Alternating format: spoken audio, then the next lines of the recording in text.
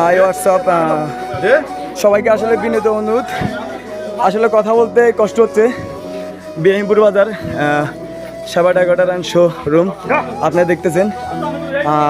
আগের মাল কিনে ছিল 1300, যখন 1400 বিক্রি করতো, তো বর্তমানে 2200 টাকা একটা গিস বিক্রি করা হচ্ছে সিন্ডিকেট। আর এটা নিয়ে অনেক সমতুল্য, আপনারা লাইভটা শেয়ার করবেন। আপনারা দেখতেছেন সিন্ডিকেট আজকে 50,000 টাকা জরিমানা হবে। দেখতেছেন আসলে উনি একটা গ্যাসে 850 টাকা লাভ করছে। আচ্ছা আপনারা বলেন, একটা গ্যাসে যে 850 টাকা লাভ করছে, এটা কি ঠিক করছে নাকি? চুপ করে থাকেন না, তোকে সিন্ডিকেট 3 রাত ঘুমাই নাই, নিজে কেয়ারি করে 2000 টাকা পকেটের কষ্ট করি মাল আনি দিয়ে, তারপরে তোকে 150 টাকা লাভ, 90 টাকা লাভ, তারপরে গিয়ে সিন্ডিকেট ভাঙেন না, কিনলে 500 টাকা বেচল।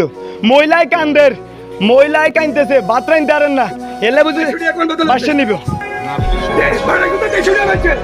কিনে বেচে এই মেয়ে কই দিয়া আমার লাগে কাজ করছি।